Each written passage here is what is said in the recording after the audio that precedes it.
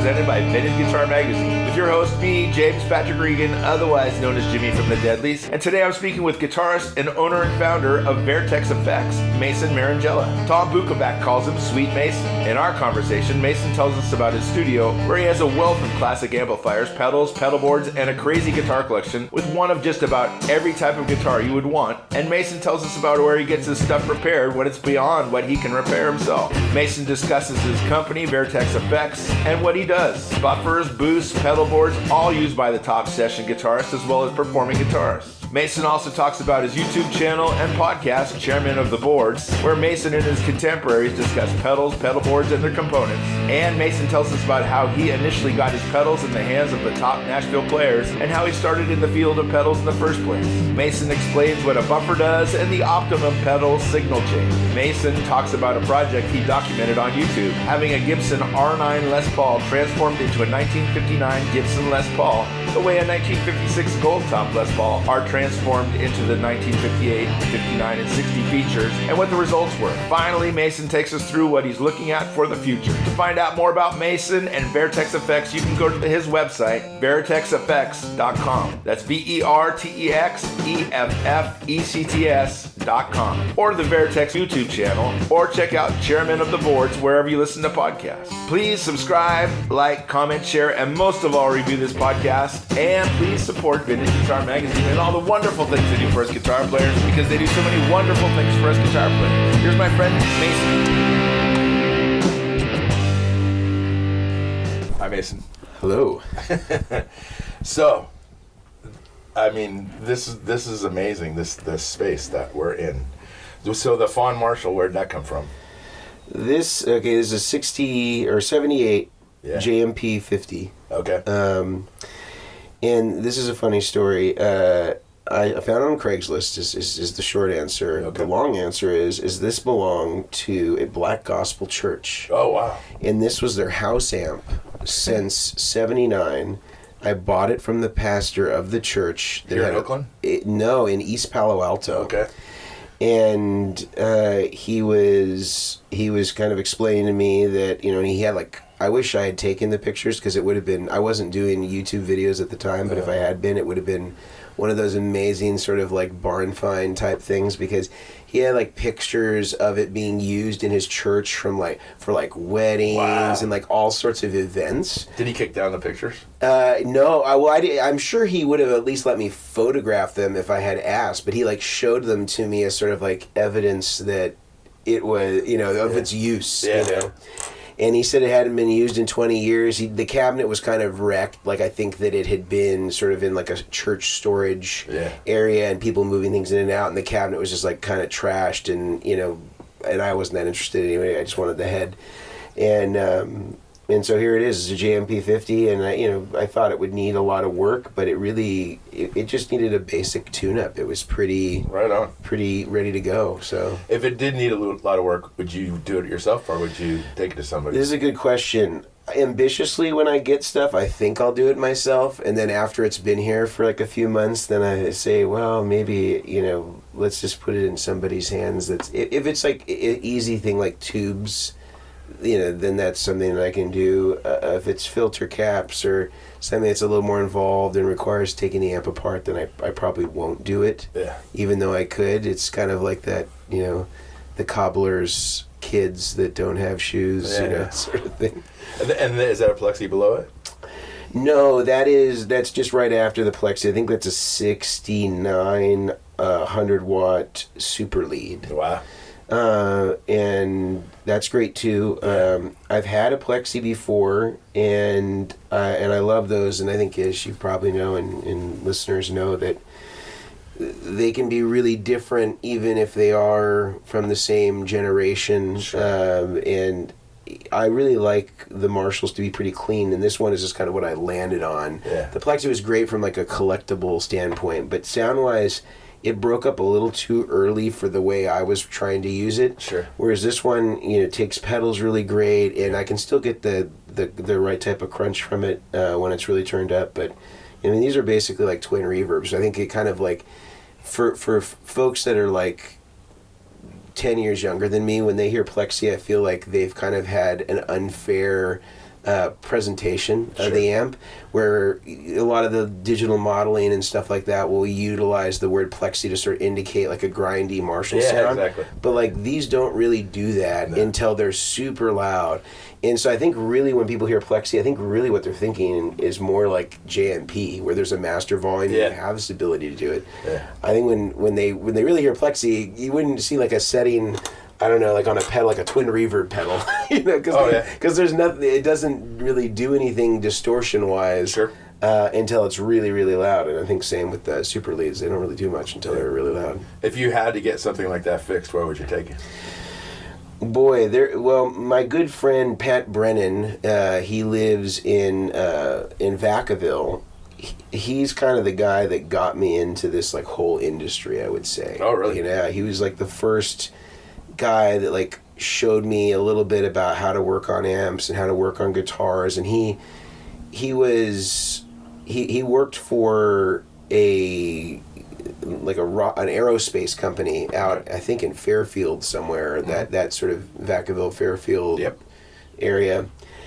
And then in his spare time, he would be the repair guy for this shop called the Tweed Hut. Sure, in Vacaville. Yeah. And so he would, you know, service these things on the weekend. And I bought something from him on Craigslist when I was probably 15 or 16 years old. Oh. And it was a hot rod DeVille, a tweed covered hot rod DeVille. Wow. Or I guess at that time it would have just been DeVille that he had gone through and fixed, and it was kind of my first real tube amp. Okay.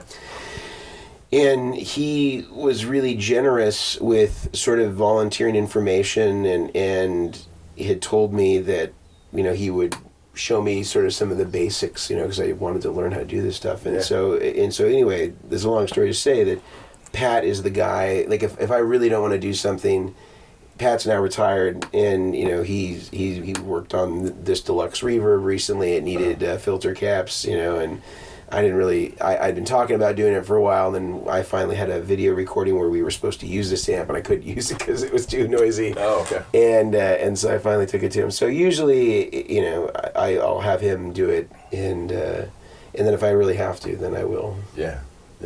You have you have the Princeton, you have the two deluxe reverbs. Yeah, so this is a 64, and that's a 66 deluxe reverb. Uh-huh. The Bandmaster, I think, is 66. That Princeton, I think, is a 66. The Two Rock is not mine. Okay. That I just had here for a video. I don't know when this will come out, but probably will be out at or around the time that this releases. It's the Eric Gales model Two Rock, all right. And it's such an interesting story with that amp, and just such an interesting time that it came out, and it's kind of like the best Two Rock that like nobody knows about, and it's dissimilar to anything else they really ever have done before that or afterwards, and it's very Marshall. You know, and the channel switching is not the typical kind of like Dumble style, like clean channel cascaded into the overdrive channel sort of thing. It's like two independent channels that you switch between, and kind of a little more JCM 800, I'd probably say. Okay. But really a special amp that I wish more people knew about. Yeah. So the video you talked about, where's that be available? It'll be on YouTube when it comes out, and I'm sure that there'll be some teasers on our social medias, the TikToks and Facebooks and Instagrams. There'll probably be little vignettes of like maybe specific sections. And so but under like Vertex or under Vertex Effects, yeah. It'll be under our Vertex Effects YouTube channel. Okay. Yeah. And what is Vertex Effects? Vertex Effects is a boutique pedal company that is manufactured in Los Angeles, California, although I am currently sitting with you in Oakland, California. And we manufacture everything from pedal boards to accessories like buffers and various types of sort of utility cables, insert cables, things like that are kind of more specialized. Patch cables using high quality premium patch cables like Mogami and square plug 1/4-inch connectors. I really liked the Mogami episode. That was fun. Yeah, and then we have boosts and overdrives and distortion devices and I think I already said buffers, but I'll rehash again. Buffers.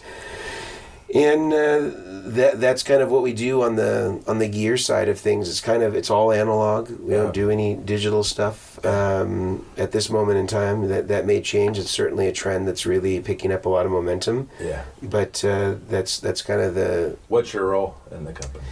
Well, I own the company, okay. And then it's interesting. The making of the pedals is like sort of like the least amount of the thing that you do. Like I think if folks ever ask me about what it's like to be in the business, I think that I tell them that if making pedals is your like priority, if you really own a pedal company, you'll probably do that like less than 30% of the time, because there's all these other administrative things that you have to do, and in the design element, like you can only come out with so many pedals in a year. Yeah. So you could be designing all the time, but they may not all come to fruition, or at least not in the same timeline that you could actually design them. Sure. And I don't, in all honesty, design every component of it. Usually I breadboard them and I get them kind of to a point where they're ready to be handed off to somebody that can put it into a PCB format, because there's a whole art to doing that I'm way less skilled at.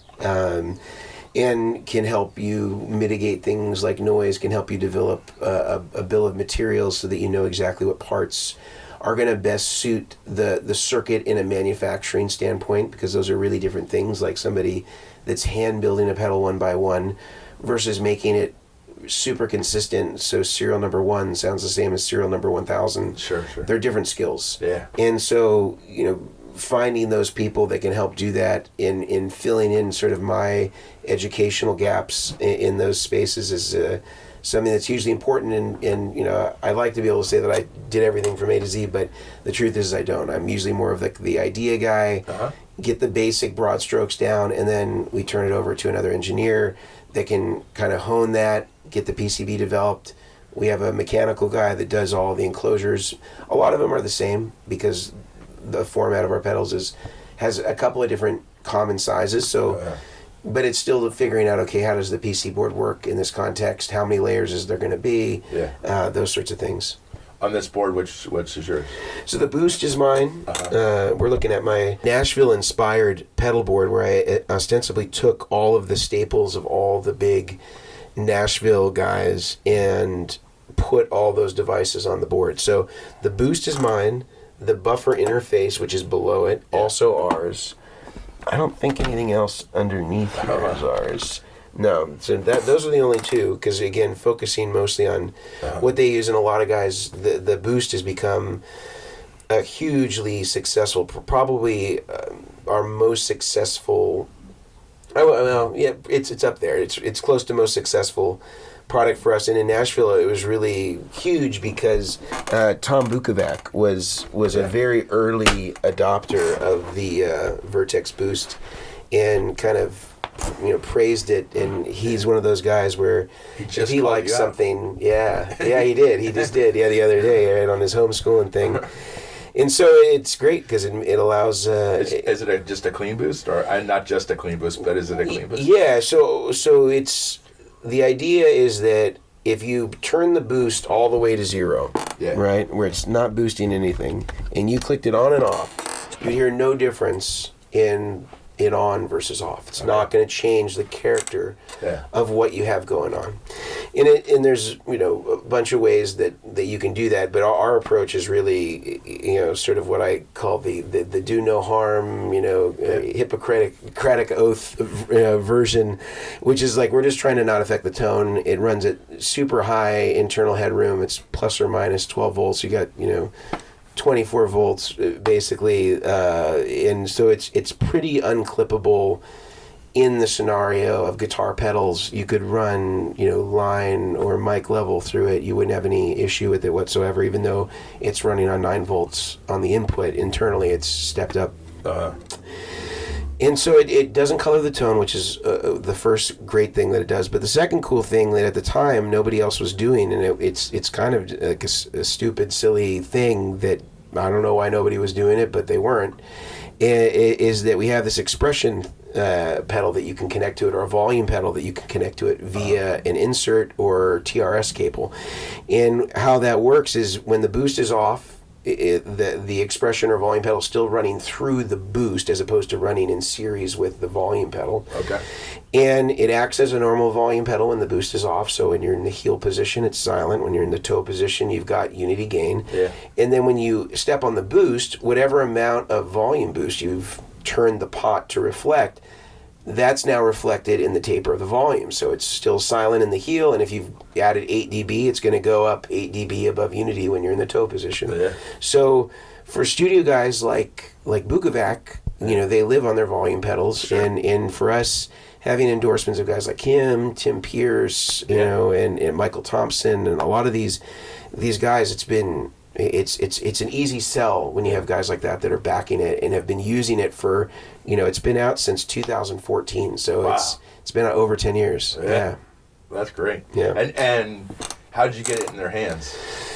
I'm trying to think of how we got in Bukovac's hands. I think that we were building before Exact Tone was in Nashville, which is like kind of the big pedalboard building company at Barry O'Neill, and all those guys there were like doing it themselves or sending it to LA to have Bradshaw or Dave Friedman or one of those guys do it.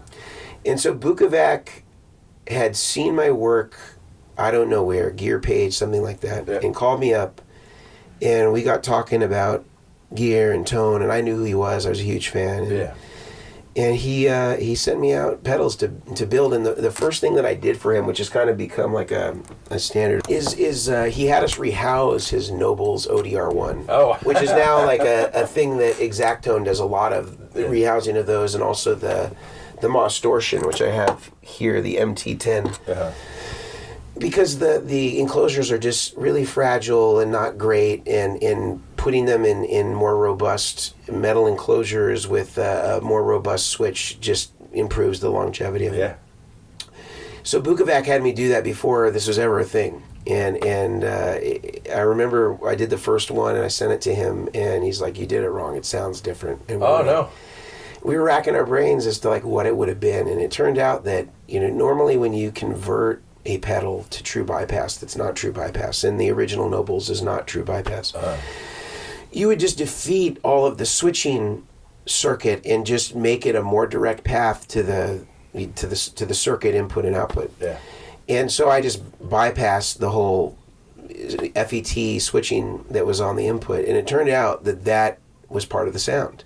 And he could hear the difference between that bypassed or not. So it was a simple fix. It was just, we had to move some wires to make the true bypass wrap around the existing switch that was set in its on state all the time. And once we did that, then it was fine. But I just thought it was such an interesting thing. And subsequently, when you see a lot of ODR1 clones, they do this. They forget to include the FET switch, which is a very important part of the sound, as we found out from a long time user. I never played one before to even know that's what it sounded like. This is probably like in 2008 or something like that. And the Nobles was big in Nashville already at that point, but I'd never seen one out here. That was the first one. So subsequently it's become even bigger, and lots of replicas of it exist. How'd you get in the whole pedal thing in the beginning? I started just as an enthusiast that wanted to do repairs. I wanted to do repairs in mods. I was in college, and What'd you study? I thought I wanted to study this sort of stuff, the engineering stuff, but it turned out that I first of all didn't have the prerequisites to be able to do it. I had started college after I graduated from high school. I went to Santa Rosa Junior College for 2 years. And you could do sort of all your general ed classes there, and then they had these transfer agreements where if you had a certain grade point average, you could be guaranteed admission to like one of your top 3 school choices. So I think I chose UCLA, UC Berkeley, and I think the third was Davis or something like that. And so I did the 2 years. I had a 4.0, and so I was whatever I needed in order to to qualify and got into Berkeley, and very quickly like saw that if I wanted to do engineering, I was so out of my depth. Like all those kids were way smarter than me, and they had these amazing math backgrounds which I didn't have. Yeah. And also they weren't teaching this stuff. This was like a course for freshmen that was a single semester, you know. And so I took it upon myself to start to learn this stuff, and I actually would go to community college out in the Bay, in the East Bay, to learn some of the basics around analog circuit design. DVC or Berkeley. Oh, okay. Yeah, so they're community college. Okay. And I think I also took one in Alameda. Okay. In their community college, I had one at the time. Oh, wow. And they not only taught you some of those basics, they also had vocational classes. Like if you wanted to go into learning how to wire assembly, like a harness assembly, wiring harness assembly, you could do all that stuff too. Yeah. And those classes were great because you learn how to solder, you learn the right techniques for how to dress wires, all this stuff, which is all very important as you start to learn about circuit board layouts or routing pedal boards or stuff like that. And I just started listing these ads on Craigslist saying, I will fix your pedals or amps. Wow. And I had my friend Pat, who I mentioned earlier, who had taught me some stuff, about this. And I also even offered, guitar setups and stuff like that. Sure. And I would get people that would message me and say, I've got this twin reverb and it makes noise, and can you help? And at that point, I was just taking whatever came my way, and I started to develop quite a mess of just amps and pedals primarily in this shared dormitory. And I remember that. Oh man! And I remember there were some rules about how much you had to keep clear, what was accessible for an exit for a fire, or running a business. We were running a business out of a dormitory for a university, and so that was pretty quickly curtailed, and they just said you can't do this, and so I stopped doing the amplifier side. I changed it to pedals because it was more discreet, those sorts of transactions. I could keep a ton of them underneath my bed. Yeah. I bought like a Tupperware container that's for like cowboy boots. Yeah. And you could hold a bunch of pedals in there. So I put a work order with a rubber band around the pedal. And at that time it was like the modding craze, the like Robert Keeley and Analog Man. So everybody wanted those mods. Yeah, yeah. And it was a real pain to get them. You had to like get a money order and put it in the battery compartment and ship it to Connecticut to get the silver mod. Yeah. And most of those had already been kind of broken down on forums and stuff like that. So I would basically just say, I'll do the Analog Man silver mod for you for $30, And that's basically what it was. I was just like recapturing the same mods that people would ordinarily have to ship stuff away for, and just offering it to locals and true bypass mods and just like simple stuff like that. And so I started doing that when I was a junior in college. Wow. Yeah. Wow. And what was your first pedal that you built? First pedal that I built, like as a product that would come out as a Vertex product? I suppose so, yeah. That's something that that you sold. First thing I sold, as a Vertex product, though. You mean? Or just like when I was modding stuff. Yeah, exactly. They were all Tube Screamers, pretty much. Okay. It was mostly Tube Screamers, mostly like TS9s. I'm trying to think of anything else that was like remarkable that you'd get a lot of like. The Boss DM2s, and the AF, or not the AF, what's the Ibanez one called? The AD9.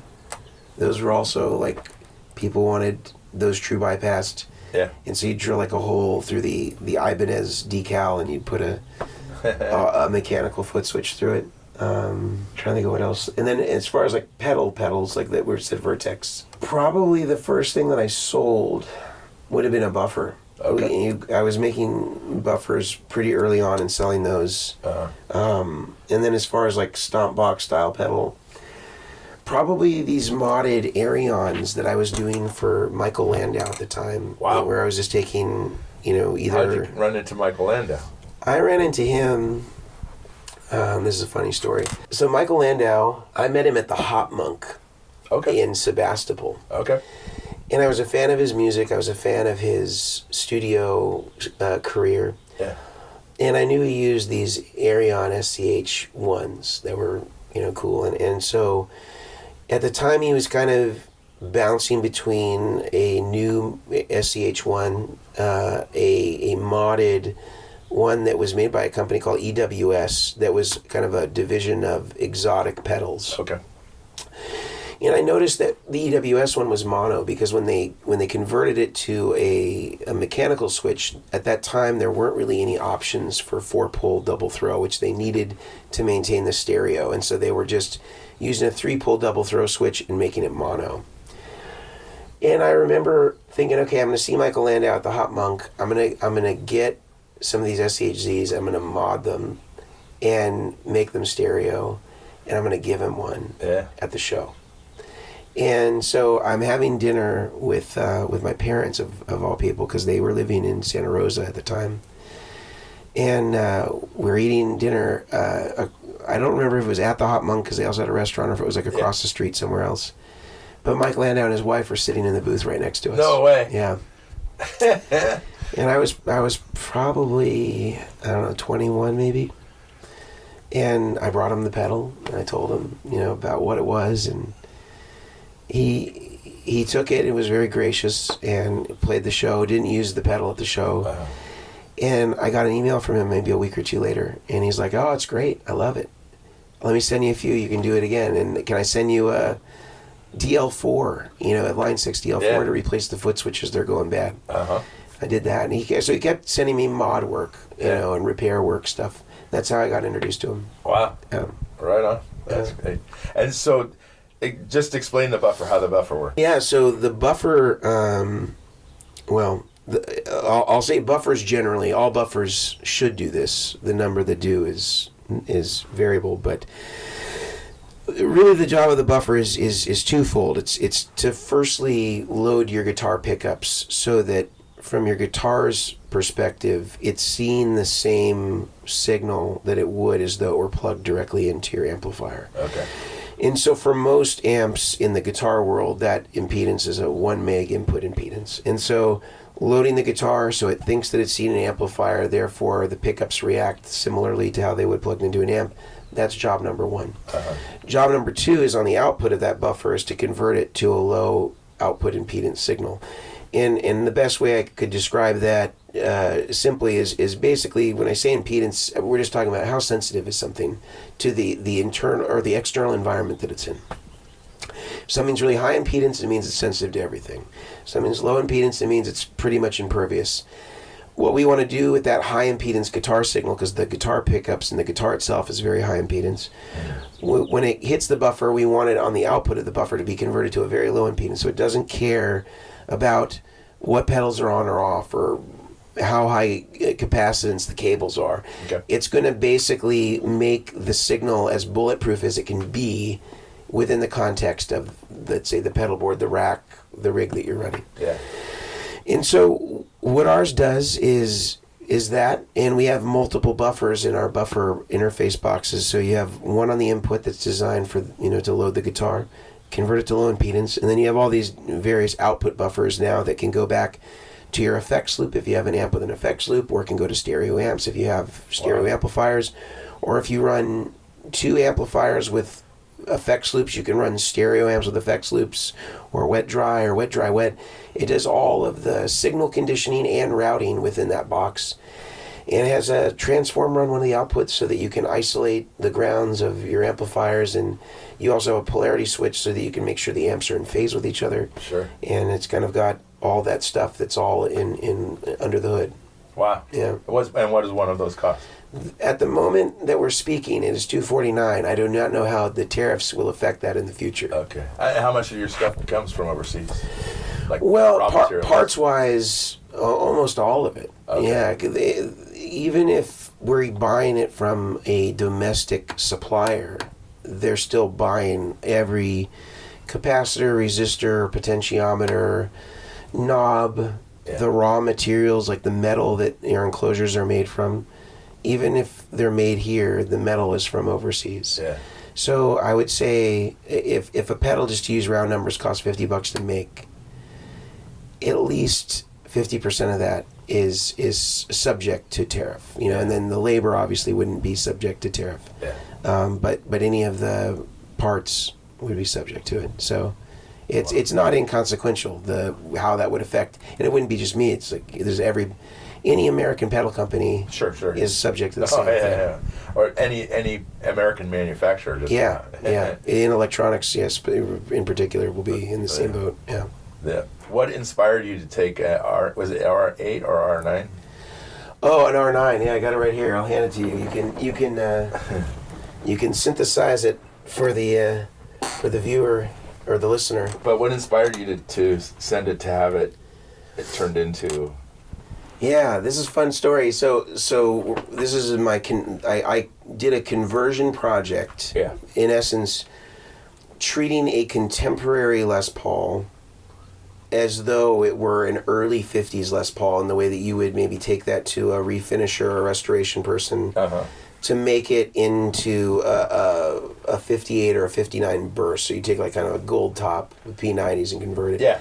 I wanted to basically do that same process, but with a 2013 Les Paul R8. And my friend Joe Reggio up in Tacoma, Washington, agreed to not only do the job, but to allow us to film the entire process from start to finish. Yeah. And it wasn't that there was anything wrong with the guitar before. It was a fine example of a contemporary reissue Les Paul. I was genuinely just curious what difference it would make. Yeah. And, separately from that, I thought it would look cooler as, to be made exactly the way that it would have been in 1958. I was really just curious to see how much of a difference it would make, and then document the process and think, if nothing else, it'd be a good video on YouTube. Yeah. And it turned out that not only was it a great video on YouTube, it made the guitar considerably better than it was. And, I don't know which one of the factors had the most contribution, but whatever it was, it's a really fantastic guitar. Yeah. And what are you using for strap locks? I think those are Dunlop, or I don't know. I don't know what they are. No, it's like it's called a safety lock, I guess. I think I just got them on Amazon, and they're just the bottle cap sort of thing. Do you watch are you watching Zach Childs and Tom Bukovac's channel and Yes, Brett Papa and all that? Yeah, I do. I mean, I try to stay on top of it, but just like everybody, you can get behind on your favorite series. And so I definitely do try to keep up with everybody in the community, and there's so many great resources. Zach is fantastic. He's so good at thorough. Yeah, very thorough, so detail oriented, and especially not unlike yourself. Well, I think his knowledge of vintage guitars way exceeds anything that I know. It probably exceeds most everybody except for George Graham. Yeah. So he's a really special guy, and I think people forget that he was Brad Paisley's tech for all those big hit records, and he's a real gem and a real resource. If you're not subscribed to Ask Zach, he's one heck of a guy. And has a great channel. The Chairmen of the Board, your podcast. Oh yeah. So those guys that you're speaking with, are they all part of your company, or are they outside? No, so Chairmen of the Boards is a podcast that's separate from our YouTube channel, and it's only about really pedal boards and guitar gear stuff in the context of rig building and stuff like that. It's kind of more of a geeky, sure, like talking about our favorite instrument cables, sort of round table discussion. Yeah. And Grant is from Goodwood Audio, and so they're a Canadian-based pedal board company, but they have satellite offices in the U.S., and so they have a really interesting model where they basically have builders all over the country, and then depending on who's hiring them for the build, it'll go to sort of the one that geographically is closest. And then the other guy is Brian O'Million, who also is a rig builder called O'Million Audio, and he's based in Texas, and he builds some great rigs for a lot of top guys, and sure. he's the other guy on the podcast, and so we kind of are bringing our experience as, rig builders, or in my case, kind of a former pedalboard builder, in talking about gear and tone and pedalboard best practices and DIY stuff, and it's just a lot of fun. And you were building pedalboards before? I did that more than I built pedals for a really long time. Okay. Probably from like 2007 to 2014. That was kind of mostly what I did. Uh-huh. And in these pedals would kind of come out, in parallel with that. But that was just a really hard living. It's a really hard living to make. Anybody that does it, God bless them, because it's you're reinventing the wheel for every single customer, and so it's really difficult to like figure out how to replicate yourself, because everybody wants you to do it, and they want your expertise, and they want you to have your hands on, and it's just it's impossible to scale that business, so I do it for myself. Like I built this, and which is gorgeous. And it looks good, and it works, and all that stuff, but I'm kind of done with doing it for other people. It's just I can't charge enough money to make it worth my time. And is there a signal chain that people should follow as far as like echoes and distortions and the whole thing? I think that there is like a suggested. I think that's the rules are meant to be broken, and there's people that have done the opposite of what I would suggest and end up with great sound. So I would use it as a guideline. It's kind of like you learn musical theory, and then you go out and you break the rules. But you kind of like have to know the rules a little bit to know the ones to break. So just generalizing, I would say, you want to hit a buffer as early as you can in the signal path, and I recommend you get a good one, because everybody makes a buffer, or a lot of companies make buffers. I would say less than 1% of them are actually good. Uh-huh. And it's just that they have something that's called a buffer, and people mistake that. They think, oh well, I've got a pedal that's a buffer, so I'm set, and it's just not the way that it works. It's like saying, I got an overdrive, so I don't need a clon, because all overdrives are clones. And we know that that's not true. So I would say you want to hit a buffer as early on as you can. There's some caveats to that. If you have impedance sensitive pedals, again using that word impedance, pedals that are sensitive to anything but the high impedance pickups in your guitar, like a fuzz face or a vintage wah or a univibe or an octave, like a octave fuzz, like those are all kind of, or treble booster. Those are things that don't like to see buffers. So you just want to make sure that the guitar is hitting those before it hits any buffers, if you have those. Mm-hmm. Then I would say, going into sort of like dynamic pedals, like compression, envelope filters, stuff like that would usually kind of come after that. Maybe if you have a whammy, something that is changing the pitch of the guitar, that could be there.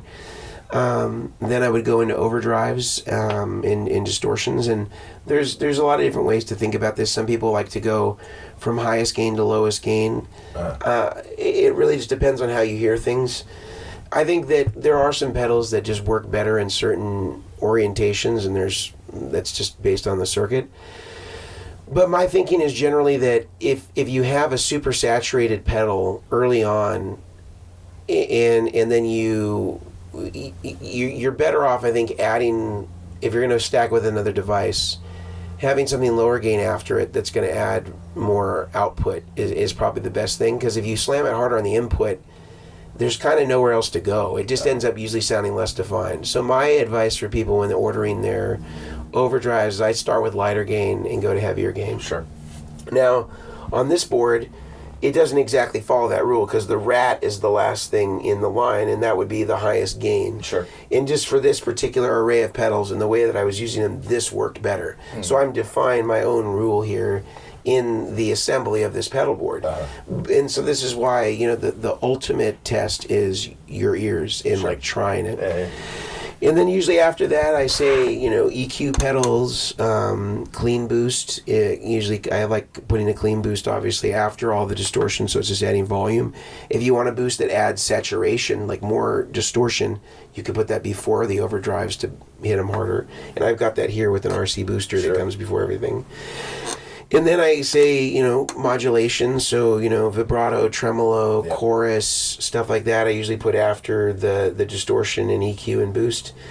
And there's some pedals that do better before distortion. I think flangers and phasers are generally better before that. Univibes are better, I think, before overdrives, but some people make them sound great after. And then I go to delays and reverbs after modulation, and then hit another buffer and go to the amps.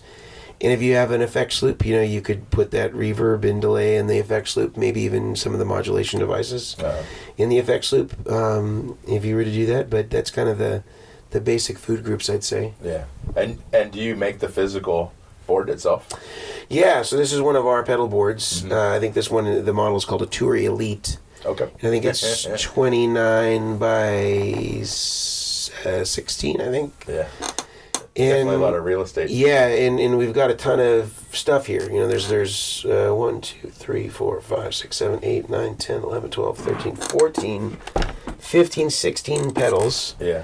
A true bypass strip for the pedals. Yeah. 2 power supplies. Yeah. Wow. An expression pedal.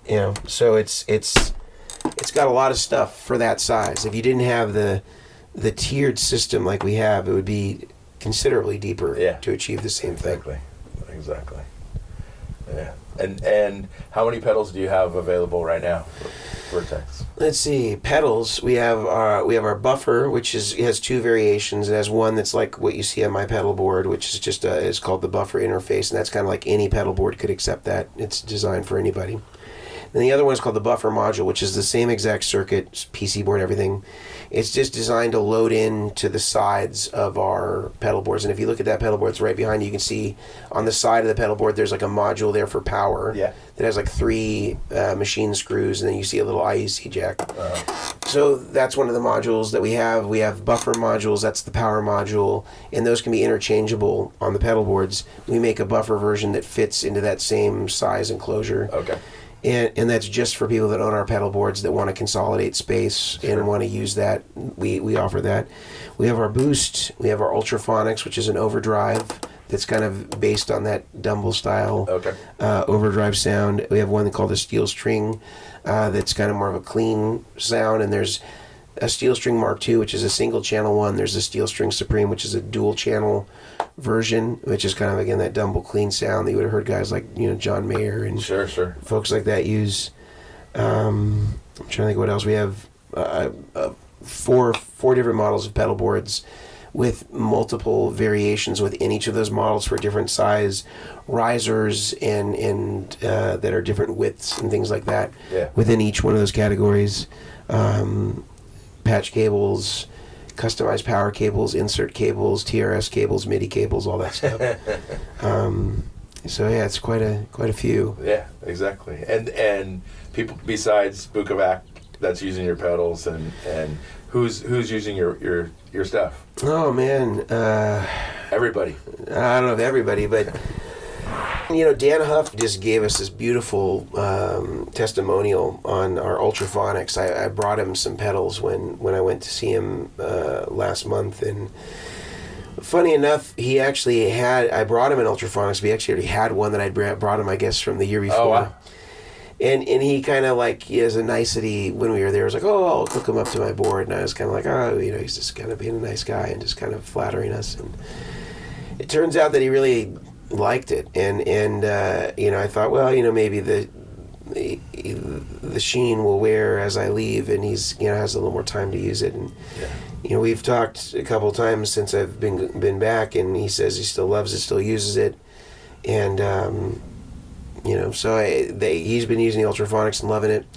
Robin Ford has been a long time Boost user, and was another guy that really kind of helped elevate us and our brand by way of his endorsement. Joe Don Rooney from Rascal Flatts. Sure. Tim Pierce, I don't know that he's using one now, but he's used one historically. Michael Thompson.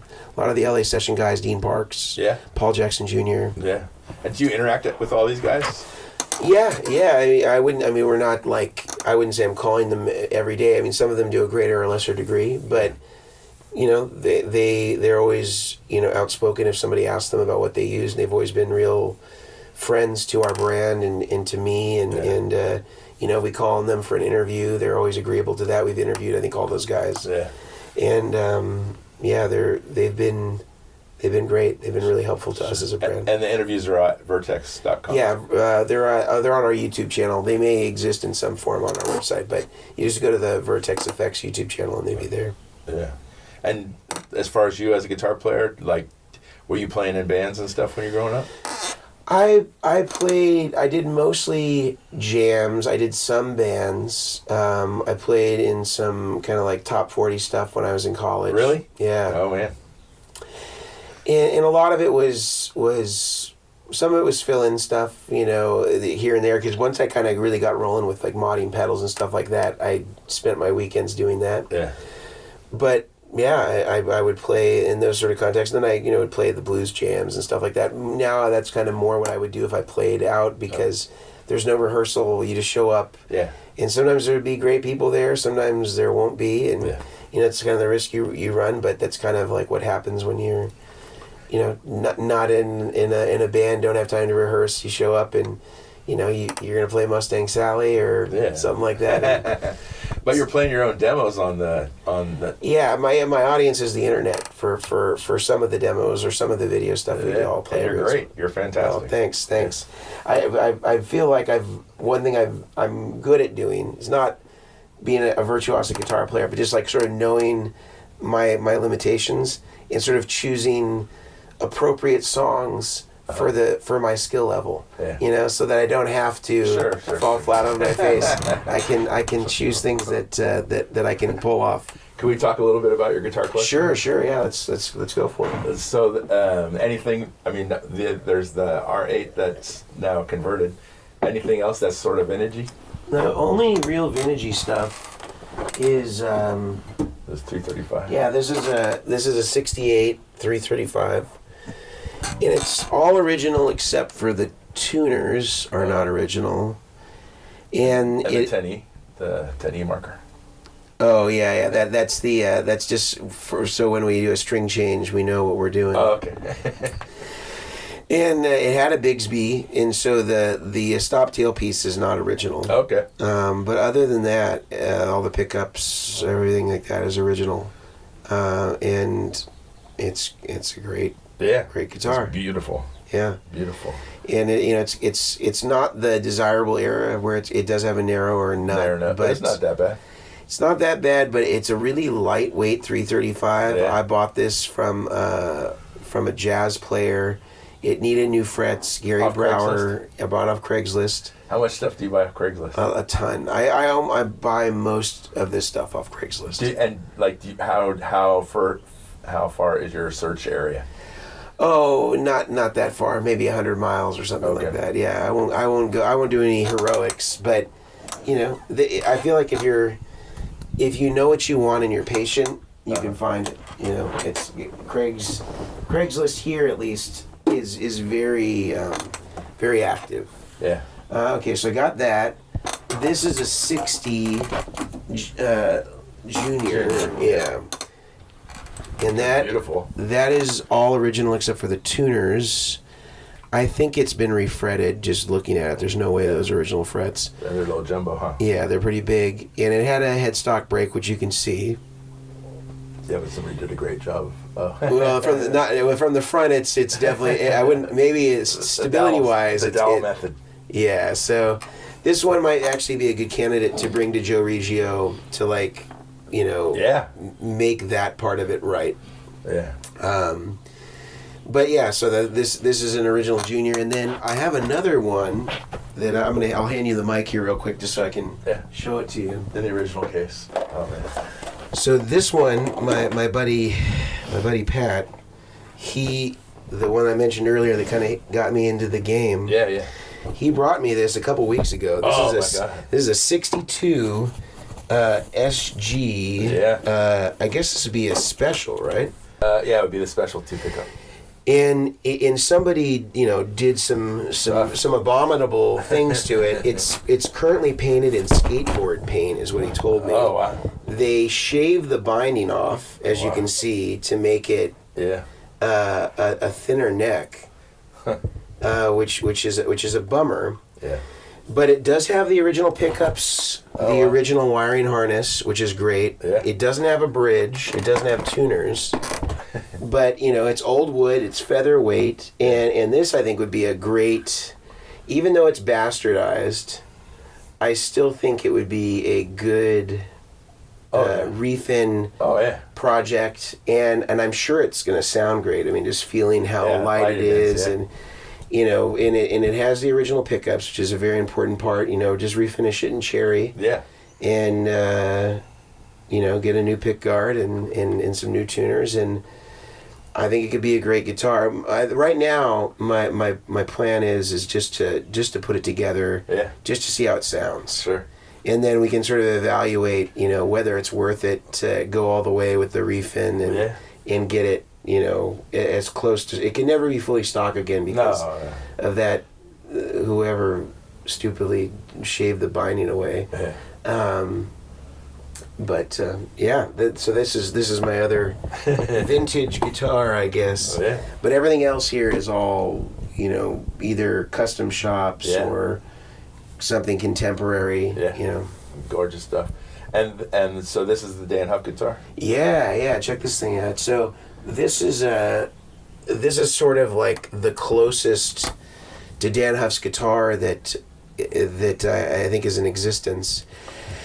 And Fender generously provided a 1965 Strat as the donor for this project. Uh-huh.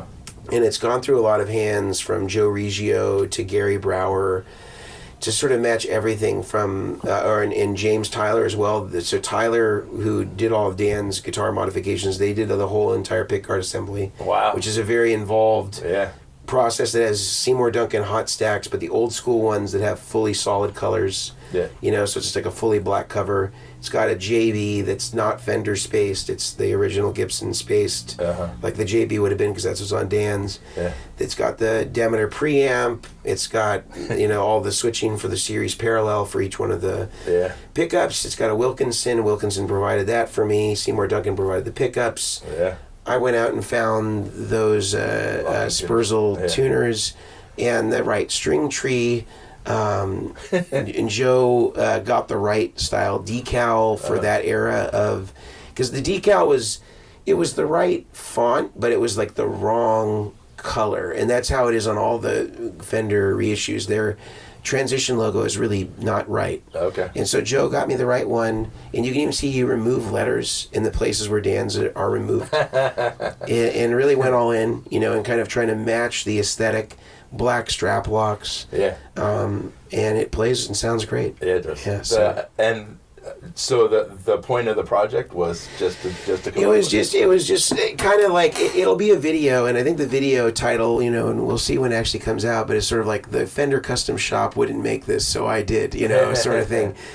And I would like to do this with several sort of what I consider to be like elite guitar players that like don't really have representations of their guitars. Like Michael Thompson would be another one I'd love to do. Yeah.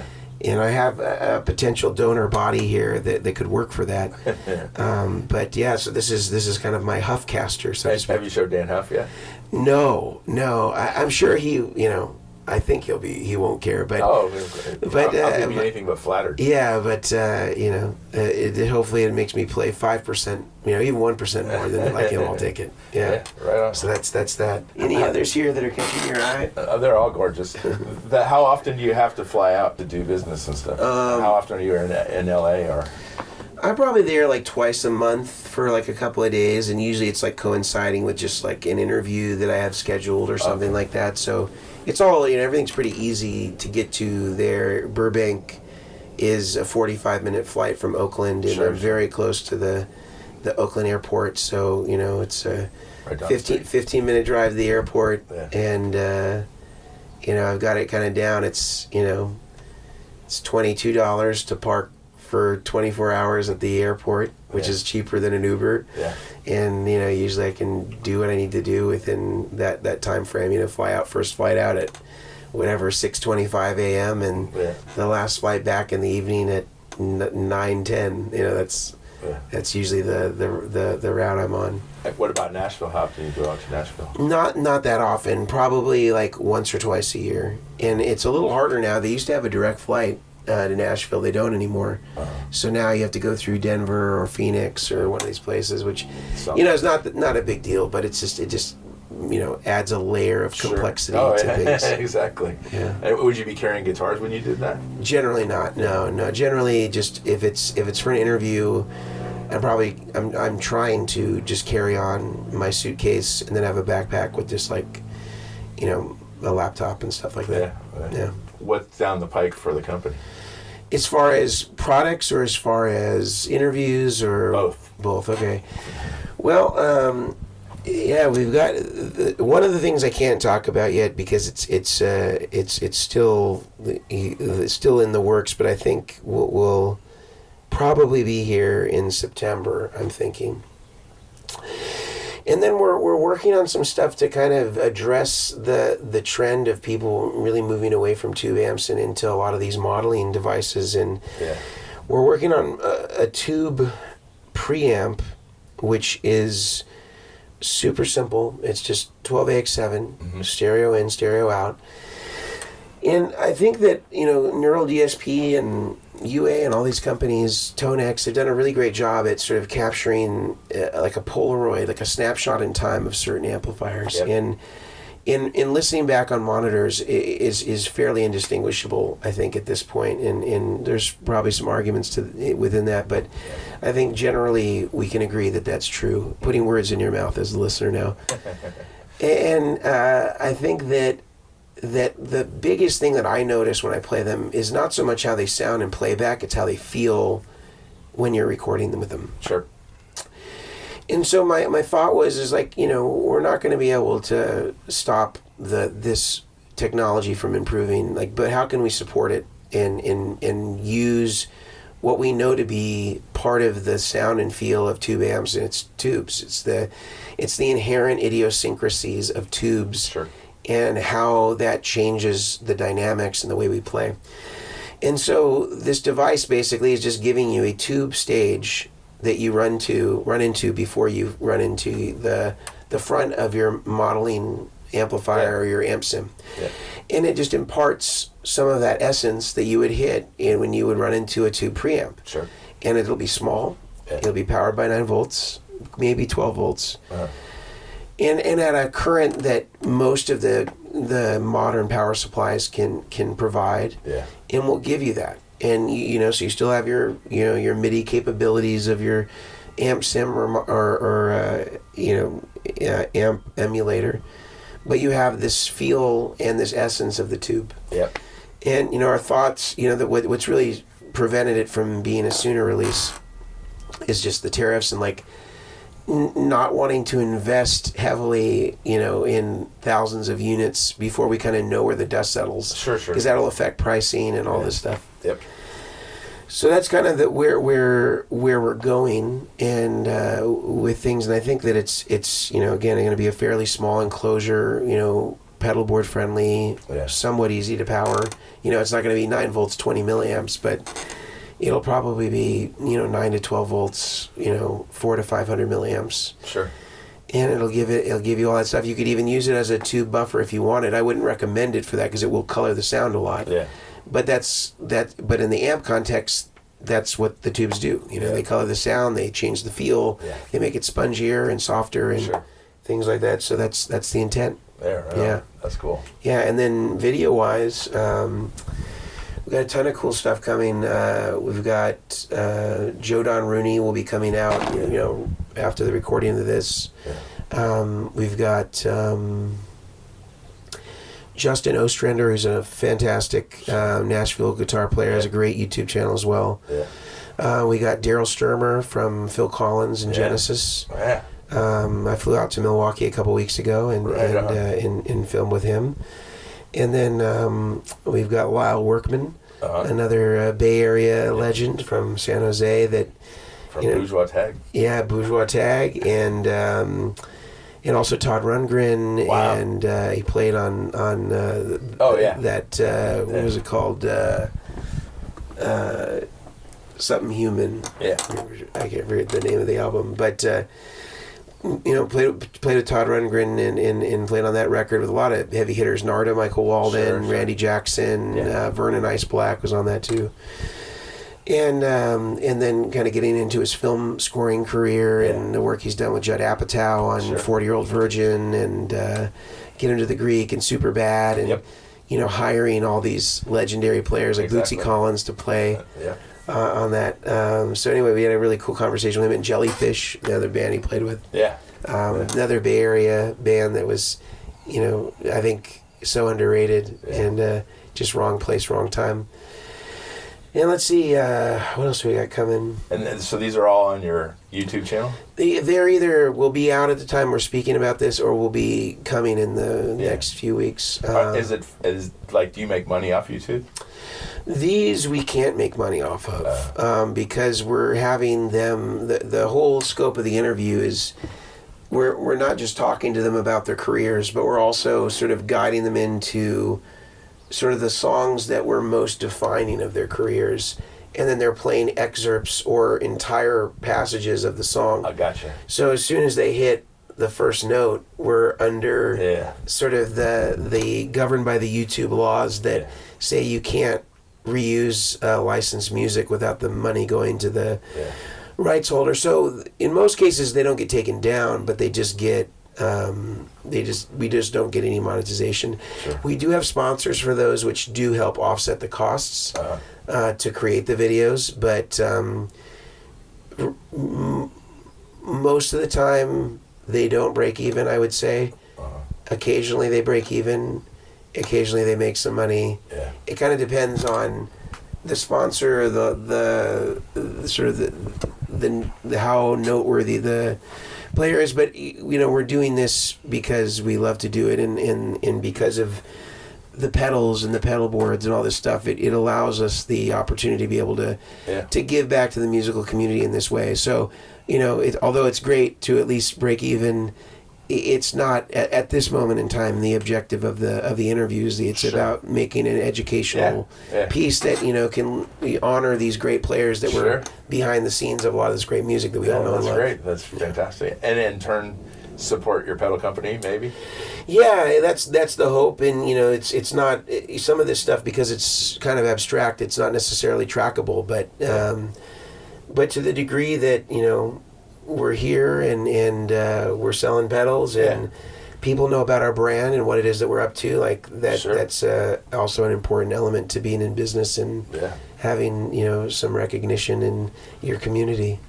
I mean, once again, to circle back, like when Tom Bukovac reference uses it as Sweet Mason. That's pretty badass. Did he use Sweet Mason? Yes. All right. It sounds like those billboard attorneys, like Sweet James. Oh, no. No, he meant it in the best way possible. I'm teasing. Yeah, he's a very nice guy. I really. Love Tom. Seems super. I've never met the man, but he seems super earnest. And he is. He's exactly the guy that's on the camera. Yeah, that's fantastic. Well, Mason, I've taken plenty of your time. I could ask you so many more questions, but I'm not going to. All right. Well, I guess we could always do it again. Yes, exactly. We can do part two. Well, thank you. My pleasure. Yeah. My pleasure. All right. Thanks for listening to Have Guitar Will Travel. You can catch up on all the things I'm doing at thedeadlies.com, and I'm on all the social media platforms as well. And please support Vintage Guitar and all the wonderful things they do, because they do many, many wonderful things for us guitar players. Thanks. Please subscribe. Please tell a friend, and I'll see you guys next week. Bye, guys.